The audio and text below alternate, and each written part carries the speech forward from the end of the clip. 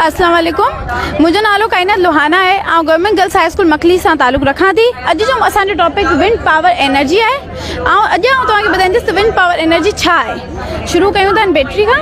ॾिसो तव्हां ही जेके मोटर्स ॾिसो भाई 12 वोल्ट जूं मोटर्स आहिनि। ही जेकी बैटरी आहे ही इन फैन सां कनेक्ट आहे। ही सिर्फ़ु इनजी सपोर्टिंग लाइ, इन जो ॿियो कोई पर्पस न आहे। ही जेकी इनखे बैटरी पावर पई ॾे, इन पावर सां ही फैन मूव थो करे पंहिंजो। ही फैन मूव कंदो त इनजी एयर ते पंहिंजो ही फैन बि मूव कंदो। मुंहिंजो नालो फातिह ज़ैनब आहे।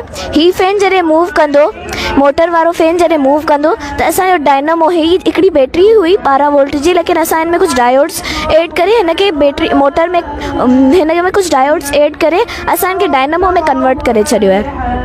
जॾहिं ही फैन हलंदो बैटरी ते त असांजो ही फैन हिन जे हवा जे ज़ोर ते मूव कंदो। पोइ जॾहिं ही मूव कंदो त असांजे ही डायनामो में हिकिड़ी मैग्नेटिक फील्ड पैदा थी वेंदी। जॾहिं मैग्नेटिक फील्ड पैदा थींदी त असांजो उन जे नतीजे में करंट पैदा थींदो। उहो करंट हिन वायर्स जे ज़रिए असांजे हिन LED बल्ब खे ॿारींदो।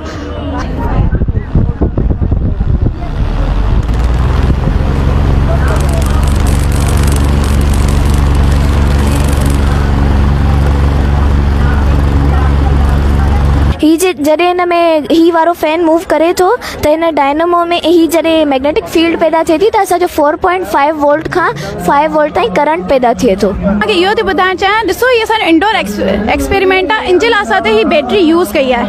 तव्हां ॾिठा हूंदा वॾा टर्बाइन हूंदा आहिनि, वाइन टर्बाइन घारो, भंबोर ऐं नूरियाबाद में।